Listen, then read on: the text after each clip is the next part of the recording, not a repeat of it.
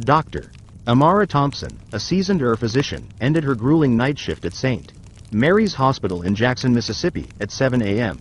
The 12-hour marathon of beeping monitors, sterile corridors, and patients teetering on the edge of life had left her hollow. The loss of a young patient to a car accident just before dawn clung to her like damp fog, the family's sobs echoing in her mind. Exhausted, she craved the solace of her apartment, a hot shower, and silence to drown out the night's chaos. Her SUV's gas gauge blinked a warning, forcing her to detour to a 24-hour gas station she'd visited before a nondescript stop off Highway 55, usually quiet and safe. The sky hung heavy with a gray-blue haze, the sun barely cresting the horizon as Amara pulled into the lot. A lone black pickup idled at a pump, its driver obscured by the early morning dimness. The convenience store's fluorescent lights flickered, casting a sterile glow through the glass windows. Amara parked near the entrance, deciding to grab a coffee before fueling up. Inside, the air smelled of stale donuts and cleaning solution. The clerk, a wiry man in his 50s with a faded baseball cap, barely glanced up from his crossword puzzle. She snagged a cold brew from the cooler, paid with crumpled bills, and offered a weary nod before stepping back into the chilly dawn. As she approached her SUV, a battered green van materialized beside her vehicle, its engine silent, its tinted windows impenetrable. It hadn't been there when she arrived, and its proximity parked so close she'd struggled to open her driver's door set her nerves on edge. A figure sat inside, hands gripping the wheel, face shadowed by a hoodie. Amara's pulse quickened. She scanned the lot. Empty except for the pickup, now pulling away. No reason to feel uneasy, she told herself, yet her instincts screamed otherwise. She slid into her SUV, locking the doors instinctively, and sipped her coffee, trying to shake the weight of the night. The figure in the van turned, his gaze locking onto her. Not a casual glance, but a deliberate, unblinking stare. Amara's breath caught. She avoided eye contact, focusing on the dashboard, telling herself she was overreacting. Fatigue could play tricks, after all. But when she shifted in her seat, mimicking the motion of starting her car, the van's engine roared to life, its headlights flaring. She froze, her hand hovering over the ignition. The van went silent again, mirroring her stillness. A chill ran down her spine. This wasn't coincidence. She texted her brother, Marcus, at gas station off 55. Creepy guy in a van next to me. Just FYI. She pinned her location, her fingers trembling slightly. Minutes dragged on, the lot eerily quiet. She tested again, reaching for the ignition. The van's engine growled instantly. Her heart pounded as she realized he was watching her every move, mimicking her actions with unsettling precision. She locked her doors again, cursing herself for not checking earlier. Calling the police crossed her mind, but what could she say? A guy's sitting in his van, staring? It wasn't enough. Amara snapped a discreet photo of the van through her side mirror and sent it to Marcus. She waited, the coffee growing warm in her hands. The figure remained motionless, hands on the wheel, eyes fixed on her. The standoff stretched on, each second heavier than the last. Her SUV felt like a cage, hemmed in by a concrete pillar on one side and the van on the other. Escape would be tricky. He could block her or follow. Her mind raced, replaying the night's loss, the fragility of safety. A red minivan pulled into the lot, its headlights slicing through the tension. Amara exhaled, relief washing over her. The driver, a woman on her phone, parked directly behind her, oblivious to the scene. The moment the minivan appeared, the green van's engine started. The figure backed out slowly, avoiding her gaze, and drove off into the dawn, vanishing as if he'd never been there. Amara waited, heart still racing, then moved to a new pump to track his direction. Nothing. The road was empty. She returned to the store, her voice shaky as she asked the clerk about the van.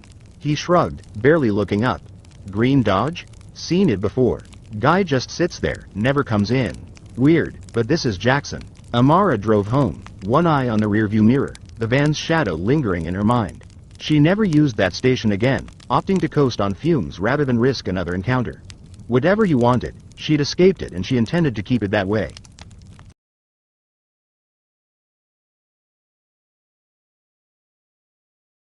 Jamal Carter had been navigating Detroit's streets as a rideshare driver since 2018, thriving on the pulse of the night shift. The city's after-dark chaos, drunk clubgoers, late-night workers, and the occasional eccentric kept things lively. But a chilly October night in 2020 would etch itself into his memory, shaking the confidence of a man who prided himself on his street smarts. Jamal's shift began like any other, with a quick stop at a gas station on 8 Mile for a steaming cup of coffee. The air was crisp, a light drizzle slicking the roads under the sodium glow of streetlights. His app pinged at 10:30 p.m., summoning him to a pickup outside Rusty's Tavern, a gritty dive in Midtown. He pulled up, scanning the neon-lit sidewalk for his passenger. No one stood out, no phone-waving rider, no one pacing. Just as he reached to cancel the ride, a man emerged from the shadows, striding toward his sedan with purpose. He was in his late 20s, wearing a gray parka and black beanie, his movements sharp and deliberate. Without a word, he opened the back door and slid in. "Yo, you my ride?" Jamal asked, glancing at his app. The screen showed no name, no destination, just a blank request. "A glitch, maybe." The man nodded, his voice low. "Head west." Jamal raised an eyebrow. "West where? Got an address?" The man paused, his eyes fixed on the window. "Just drive. I'll say when." Something about his tone, calm, too controlled, set Jamal's nerves on edge. He considered kicking him out, but the night was slow, and a short fare was better than nothing. He pulled onto Gratiot, the city's pulse fading into quiet streets. The passenger sat silent, staring out the window, his face unreadable in the rearview mirror. Jamal tried small talk. "Rough night at Rusty's?" No response. The silence grew heavy, the man's gaze darting to alleys and side streets, as if tracking something or someone. 10 minutes passed, the car gliding through Detroit's empty veins. Jamal's unease grew. "Man, you gotta give me a destination, or we're just burning gas." The man shifted slightly. "Turn left on Livernois." The street led to a rougher part of town, where abandoned lots and boarded-up houses loomed. Jamal's gut twisted, but he made the turn. The man's glances became more frequent, his head snapping toward every shadow. Jamal's hands tightened on the wheel. "You good back there?" he asked, keeping his tone light. Silence. The dashboard clock ticked past 11 p.m. Jamal's car had a front-facing dash cam, but the back seat was a blind spot. He kept mace in the glove box and a tire iron under his seat, but the thought of needing them made his pulse race. At a red light, he tried again. "Look, I need to know where we're headed, or I'm pulling over." He shifted into park for emphasis. The man leaned forward, just an inch, his breath audible in the quiet. Then, headlights flared behind them. A police cruiser idled at the light, its presence like a lifeline. In a flash, the passenger yanked the door handle, bolted out, and sprinted into an alley, swallowed by the dark. Jamal sat stunned, the light turning green. The cruiser rolled past, oblivious. He considered flagging them down but hesitated. What could he say? He'd let a stranger in without verifying the ride. Shaken, he drove home, canceling the rest of his shift. The next morning, over coffee, Jamal scrolled through local news. A mugshot stopped him cold. The man from his backseat, identified as Devin Morris, wanted for a string of violent muggings. He'd been using fake rideshare pings to lure drivers into isolated areas. Jamal's blood ran cold. The man had barely spoken, his presence chillingly calculated. He reported the incident to the rideshare company, sending screenshots and timestamps, but got no response. Now, Jamal never starts a ride without confirming the passenger's name first. The quiet ones, he learned, are the ones to fear.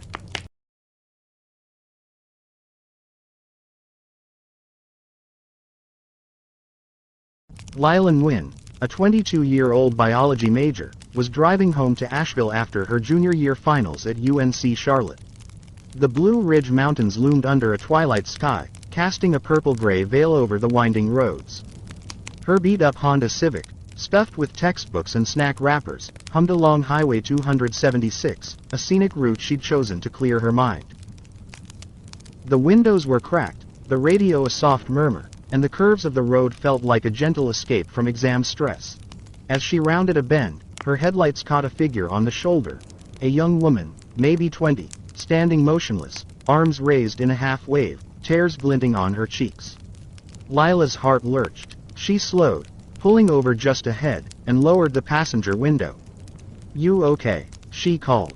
The girl stepped closer, her voice trembling. "I dropped my phone back there in the grass. I need to call my mom. Can you help?" Her desperation felt raw, and Lila, ever the empath, nodded. "Sure, I've got a flashlight in my car." She unlocked the doors, and the girl climbed in, clutching her arms as if warding off the night's chill. Lila fished a flashlight from the glove box, and they stepped out, walking back along the shoulder. The girl swept the light across the grass, her movements erratic. Lila tried to ease the tension. "Where do you come from?" "Nearby." The girl mumbled, "Just around," her eyes flicking toward the dark tree line. Lila followed her gaze, unease creeping in. The girl's focus wasn't on the ground but on the shadows beyond the road. Trying to lighten the mood, Lila quipped, "What, did your phone sprout legs and run into the woods?" The girl's tight smile didn't reach her eyes. She kept staring at the trees. Lila's stomach knotted. She turned, squinting into the darkness, and saw it, a figure, half hidden behind a pine, shifting just enough to betray its presence. Her breath hitched. "You said you were alone, right?" The girl stepped back, silent. Then the figure moved, fast, breaking from the trees. Lila didn't hesitate. She sprinted to her car, keys in hand, the crunch of gravel and snapping twigs behind her. Two sets of footsteps, not one, pursued her. She dove into the driver's seat, slammed the door, and locked it, her hands shaking as she started the engine. The girl was gone, vanished into the night. Lila floored the gas, the Civic lurching forward, her pulse hammering. She didn't stop until she reached a brightly lit gas station 20 miles away. Shaken, she checked her car, back seat, trunk, undercarriage. Nothing. She drove home, collapsing into her parents' arms, the incident too raw to share. She tried to dismiss it as a prank, but the next morning, her blood ran cold. Muddy footprints marked her car.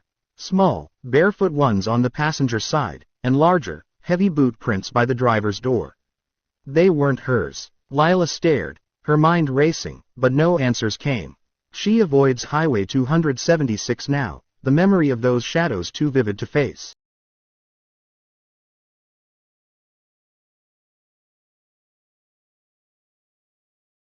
Elena Ruiz, a software engineer, pulled off the 14 freeway into a Santa Clarita gas station just past 11 p.m. She'd spent the day debugging code for a startup's product launch, her brain fried from hours of staring at screens. The station was a lonely outpost, its lights cutting through the desert night. A single car idled at the far end, its driver slumped over the wheel, likely dozing. The lot felt too still, the kind of quiet that amplifies every creak and rustle. Elena swiped her card at the pump, her mind wandering to the dark hills beyond, imagining coyotes watching from the shadows. The pump clicked full, and she climbed back into her Prius, tossing her phone into the cup holder. As she merged onto the freeway, a subtle wrongness settled over her. The AC hummed, the seat felt normal, but something was off. A shift in the air, like an unseen presence had slipped into the car. She glanced in the rearview mirror. Nothing. Her gym bag and jacket sat undisturbed in the back seat.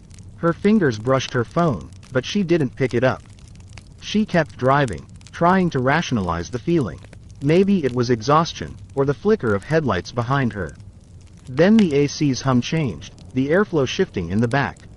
And there it was, breathing, faint but steady, not her own. Elena's spine stiffened. She didn't look back, keeping her hands at 10 and 2. Her tech brain kicked in, breaking the situation into steps. Don't stop, don't show you know, get to safety. She turned up the radio, mumbling about work to mask her awareness. Long day, can't wait to crash, she said aloud, her voice steady despite her racing heart. The breathing continued, deliberate, controlled. At a red light, she spotted a Chevron station ahead, bright, busy, safe. She made a sharp right, braked hard, and threw open her door, bolting toward the station. Behind her, the back door clicked open, followed by rapid footsteps fading into the night. Inside, Elena told the cashier, a lanky teen with wide eyes, about the stowaway. He peered outside, skeptical. Didn't see anyone, she insisted, describing the breathing, the door. Police arrived, checked her car, and found the back door's latch faulty, likely left ajar when she pumped gas. No prints, no theft, just someone who'd slipped into wait. Elena now checks her back seat religiously, the echo of that unseen breath a constant reminder of how close she came to danger.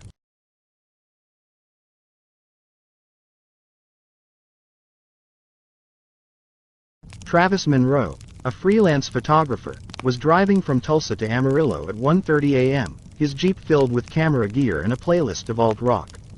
The highway stretched endlessly, bugs dancing in his high beams. Low on gas, he took an exit to a lone station off a two-lane road, surrounded by parched fields and a sagging billboard. The place was a relic, neon signs flickering, lights struggling to stay on. A rusty blue pickup sat at the lot's edge, the only other vehicle in sight. Travis stepped out, the air thick with Oklahoma dust. As he pumped gas, he He noticed a man by the station's side, maybe 15 feet away, standing still as stone. No phone, no cigarette, just watching. Travis gave a nod, but the man didn't budge, his eyes locked on him. Unease prickled Travis's skin. He finished fueling and headed inside for a soda, the automatic door groaning open. The store was a time capsule. Faded chip bags, a crackling radio playing Johnny Cash. The clerk, a grizzled man in a flannel shirt, nodded. "Pump 2, Travis confirmed, grabbing a drink. As he reached the cooler, a click echoed, the front door locking. Travis turned, frowning. "Everything okay?" The clerk's eyes were on the door. "Stay inside," he said, voice low. "That guy out there ain't buying gas. Been standing there 40 minutes, just watching." Travis glanced out the window. The man hadn't moved, his silhouette stark against the neon glow.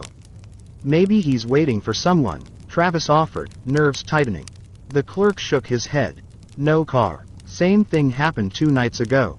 Lone driver. Same spot." Then he walked off when they left. The clerk reached under the counter, pulling out a shotgun. "Ever feel like prey?" Travis's mouth went dry. They crouched behind the counter, peering through a small security mirror.